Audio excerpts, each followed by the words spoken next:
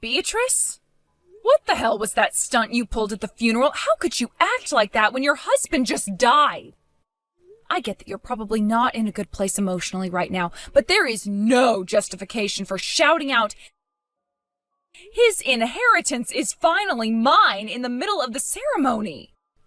And what the hell was that maniacal laugh you did afterwards? There are some things you just don't do. Well, well, well, would you look at who's preaching at me?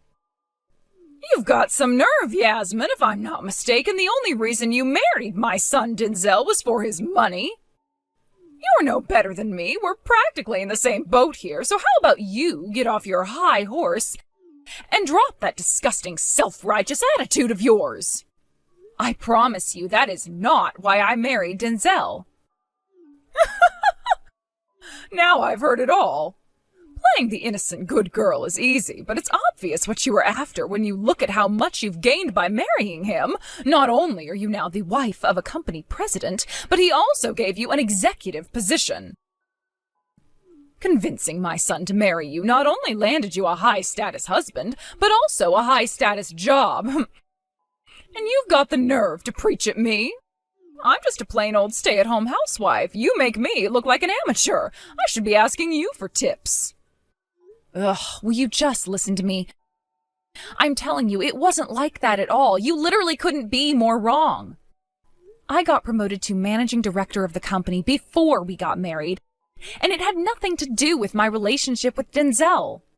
I was already a manager when we met, for crying out loud. Quit making hurtful accusations based on nothing but speculation. Anyway, quit trying to change the subject. Fine, point taken. Okay, dear, I admit it. Boldly proclaiming my right to my husband's inheritance in front of everyone at the funeral like that was tactless and immature. But when I think about how before long I'll be the proud owner of $2 million, I just can't contain my glee. Huh? Wait a sec. $2 million. As in $2 million. We'll be discussing the inheritance with the lawyer soon, right? You have no right to lecture me on this when you're not in line to inherit a single cent. Sure, I wasn't Frank's legal heir, so I get it's not really my place to get involved, but with the way you behaved at the funeral, I just had to say something.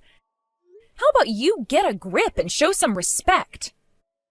That was Frank's, your husband's funeral. Would it really have hurt you to have shown some respect for the deceased?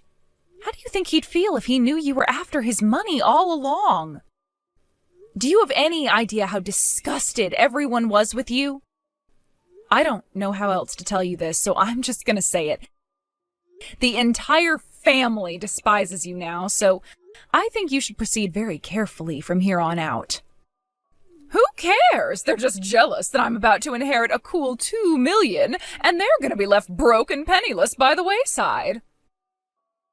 Getting upset over everyone's petty complaints wouldn't get me anywhere now, would it? Beatrice, won't you please just listen to me? Won't you just try to understand what I'm saying here as your daughter-in-law? Frank was loved by a lot of people. Surely you can understand why they might be shocked at you bragging about your inheritance at his funeral. Surely you can see why it might not be wise to go around making enemies like this. You need to be careful. I'm serious. I don't know what might happen if you make any more careless, insensitive remarks like that. This could have serious knock-on effects down the line for you. Fine, fine. Point taken. Is the sermon over now, Vicar? Can I go home? Jeez, I'm so bored of your whining, I think I might actually keep my mouth shut in the future if it means being spared the self-righteous preaching. Wow. You have no intention of self-reflecting, do you? Fine, whatever. If the threat of my preaching is what it takes for you not to say outrageously hurtful things, then so be it. Please be more careful in the future. You really are the most insolent little witch I've ever met. Hey, Yasmin. I decided to come home. I left things at my dad's house to my aunt and uncle. Oh, good evening, Denzel. I'm so sorry about today. Why would you apologize? I'm sorry for what Beatrice did at the funeral. I know she might only have been my dad's second wife and isn't my real mum, but in a sense, she was still there in the capacity of my mum. What with being my dad's wife and all. Well, there's no excusing what she did. Even though you cut her off mid-cackle and remonstrated her for her despicable behaviour, even though you were forced to go around apologising to all of the guests at the funeral. She clearly had no intention of apologising and didn't feel bad about what she did in the slightest. Right. I just feel completely stupefied every time I think about it. You'd think the wife of a wealthy business owner would understand the importance of presenting herself well to the world and knowing how to conduct herself in public. I messaged her about it after, but she carried on being as arrogant and insensitive as she was at the funeral. Her behaviour at the funeral made it pretty obvious she only ever married my dad for his money. I mean, I guess I'd be lying if I said I didn't already know what kind of person she was before all this. But that little stunt she just pulled took my disdain to her to a whole new level. We're gonna have to keep our eyes on her for a little while. You're right. Hello, Yasmin. I'm going on vacation. Excuse me? Apparently there were a couple of guests who couldn't make it to the funeral due to a family emergency, so they'll be stopping by at the house to make their apologies and give their condolences shortly. Make sure you're home to receive them. Vacation? What the hell are you playing at? Your husband's barely been dead a week. It's only been 3 days since the funeral. How insensitive can you be? Do you have no idea how inappropriately you're behaving, or do you just not care? What do you suggest I do with all this free time I have on my hands? Huh? Thinking about my $2 million is a nice, happy distraction, and it puts a big smile on my face, but I'm not actually going to have it until the inheritance procedures are finalized with the lawyer. None of my friends, mostly the wives of CEOs and celebrities, are inviting me to social events because they think I'm grieving. To make matters worse, I can't even stay at the house because of all the gloomy, miserable people showing up to give their condolences. If I don't get a change of scenery soon, I might get depressed and kill myself. Oh my God! Well, your friends are obviously mistaken because you're clearly not grieving at all. I can't even believe what I'm reading. Is there nothing but a big black hole where your heart should be? Quit lecturing me and come to the house immediately. I've already left. I can't risk missing my flight. Your flight? What the hell? All right, toodles, honey pumpkin. Gah! When are you going to stop acting like this? Yasmin, is it true she went on vacation? Yes. I have no idea where she's going or when she'll be back. She left without giving me any details. I've been blowing up her phone with calls and messages, but she's completely ignoring me. God damn it. I really am sorry. Why would you apologize to me, Denzel? Because in the eye of the world, she is kind of seen as my mum. Who cares about the eyes of the world? You're my husband. You don't have to worry about things like that with me. Don't sweat it. I'm unfazed. Thanks, babe. There is something I need to ask you, though. What is it? It's about the inheritance. Beatrice seems to think she's in line to receive $2 million. Is that true? Excuse me? $2 million? Right? I wonder where the hell she got that idea from. You took the words right out of my mouth. What in the Lord's almighty name is going on here? What the hell was that crap written on that will? It said all of my husband's properties and assets went to Denzel while he was still alive? And I, his wife, am left with nothing but a measly $50,000? The rest of his money was donated to a cancer charity. Oh, I can't believe it. This is the ultimate betrayal. Yep, there you have it. You kind of just answered your own question, so I'm not really sure what to say. Seems like you understand the will perfectly. What did you do? This is all the result of one of your cunning little schemes, isn't it, woman? I bet you've been planning this scenario ever since my husband was still alive, haven't you? No, the will has nothing to do with me. What happened to the $2 million I was supposed to inherit? Yeah, about that.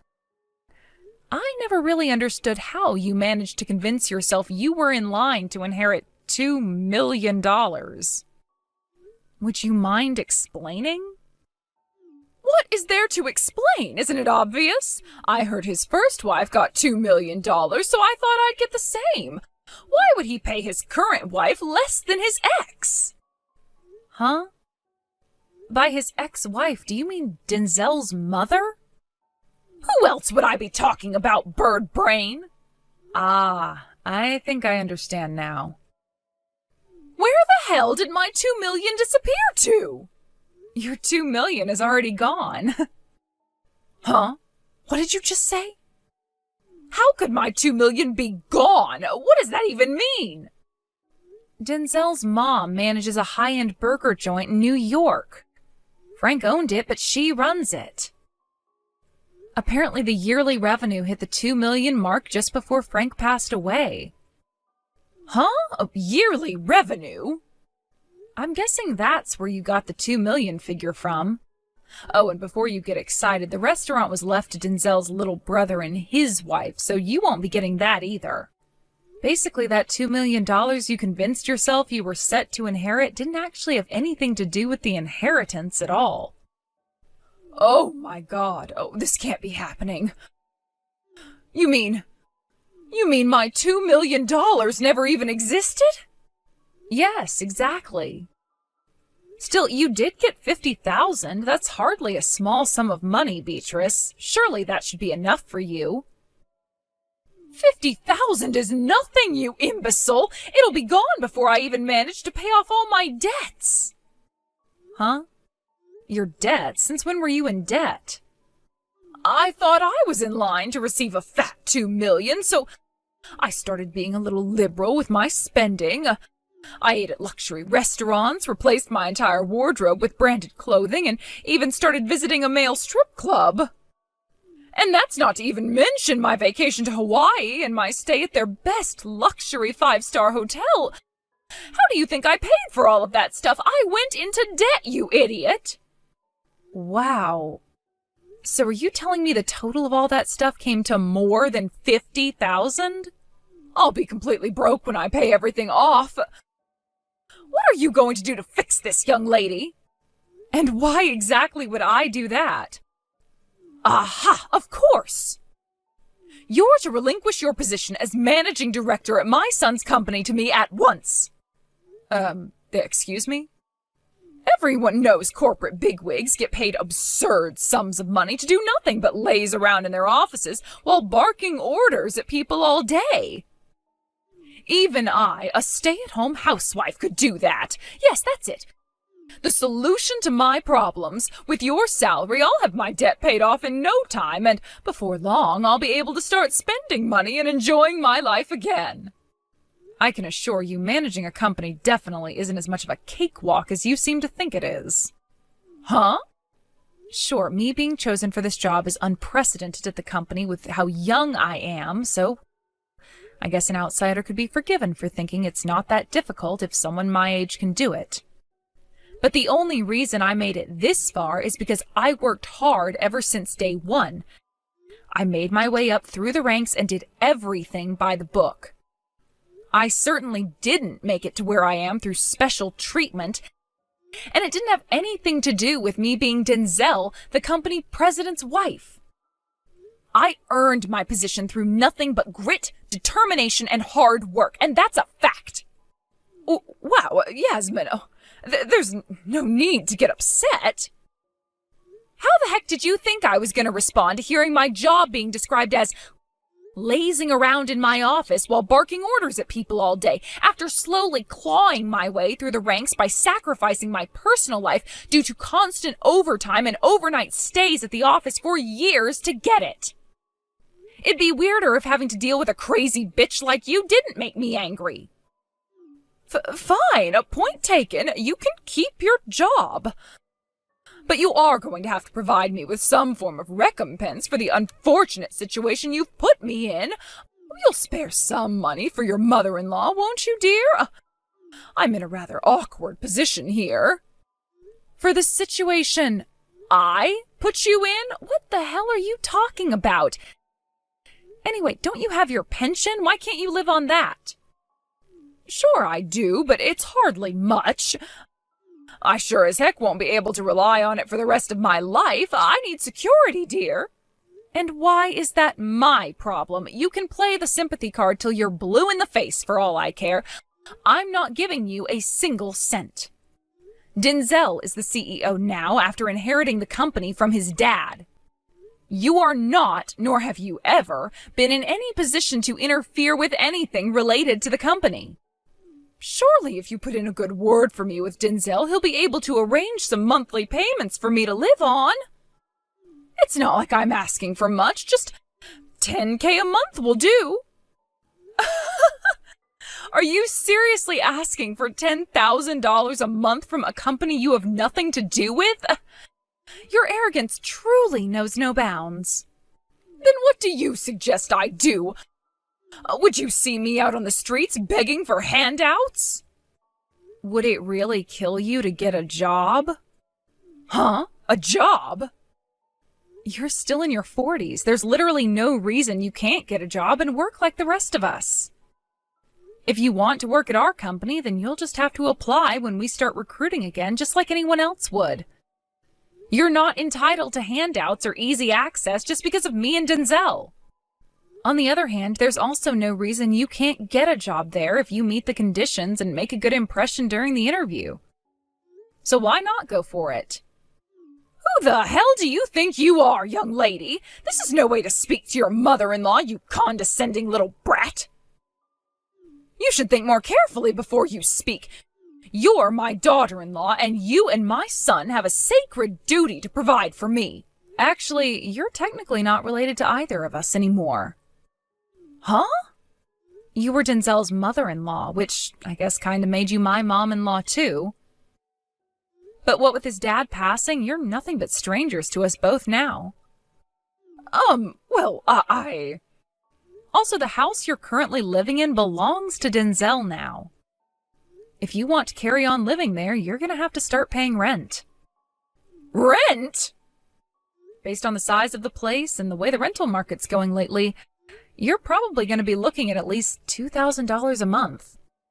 $2,000 a month? Have you lost your goddamn mind?